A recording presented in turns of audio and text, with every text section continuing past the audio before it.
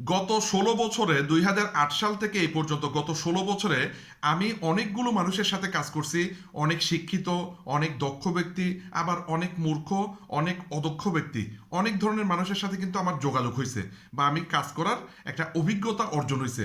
আসলে আমি আমি ২০০৮ সাল থেকে বিজনেস করি এবং এমন বিজনেস করি যেখানে পার্টনারশিপ বিজনেস, যেখানে চাইলে আমি অনেক মানুষকে সুযোগ দিতে পারি, যেখানে চাইলে আমি অনেকগুলো মানুষের সাথে কাজ করতে পারি, যেখানে চাইলে আমি অনেকগুলো মানুষকে আমার অভিজ্ঞতার মাধ্যমে ওনার আয় বাড়াতে সাহায্য করতে পারি।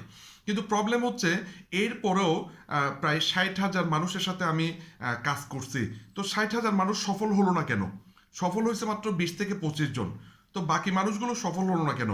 ওনাদের জন্য সেম প্ল্যাটফর্ম, ওনাদের জন্য সেম মেন্টর বা সেম টিচার, ওনাদের জন্য সেম গাইডলাইন, ওনাদের জন্য সেম বিজনেস, ওনাদের জন্য সেম প্রোডাক্ট, ওনাদের জন্য সেম বাংলাদেশ, সব কিছু সেম। এরপরও ৬০,০০০ মানুষের মধ্যে কেন ২০ থেকে ২৫ জন মানুষ কোটিপতি হলো, লক্ষ টাকা ইনকাম করছে বা কোটি টাকা আয় করছে, আর বাকিরা পারলো না? কেন পারলো না? তার কারণটা কি আসলে? তার কারণটা হচ্ছে যে কোনো কাজে সফল হওয়ার জন্য এই দুইটা বিষয় খুব গুরুত্বপূর্ণ।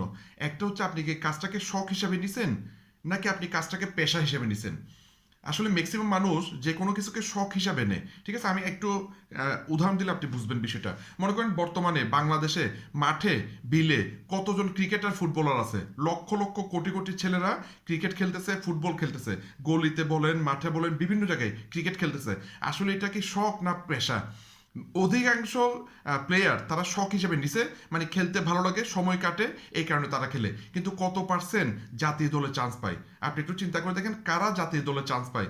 যারা ক্রিকেট খেলা বা ফুটবল খেলাকে প্রফেশনালি নিয়ে একটা একাডেমিতে ভর্তি হয়ে শিখে ৫ থেকে ১০ বছর বা ১৫-২০ বছর প্র্যাকটিস করার, মানে কন্টিনিউ প্র্যাকটিস করতেছে, নিজেকে দক্ষ তৈরি করতেছে, ঠিক আছে, তারা সফল হচ্ছে। পার্সেন্টেজ খুবই কম, ঠিক আছে, কিন্তু ম্যাক্সিমাম সফল হচ্ছে না। সেম গায়ক গায়িকার ক্ষেত্রে দেখেন, আপনি নায়ক নায়িকার ক্ষেত্রে দেখেন, হ্যাঁ, নায়ক নায়িকা টিকটক অভাব নাই, গায়ক গায়িকা টিকটক অভাব নাই, হ্যাঁ, আশেপাশে মনে হচ্ছে সব গায়ক গায়িকা। আসলে এটা তাদের শখ।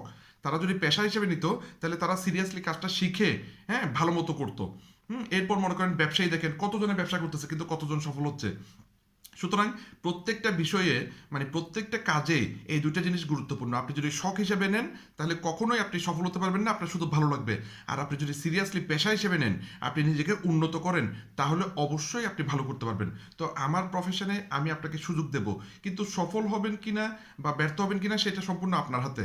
আপনি যদি শখ হিসেবে নেন আপনি ব্যর্থ হবেন, আপনি যদি সিরিয়াসলি পেশা হিসেবে নেন আপনি সফল হবেন। 01812 370 556 এই নাম্বারে যোগাযোগ করতে পারবেন। ধন্যবাদ।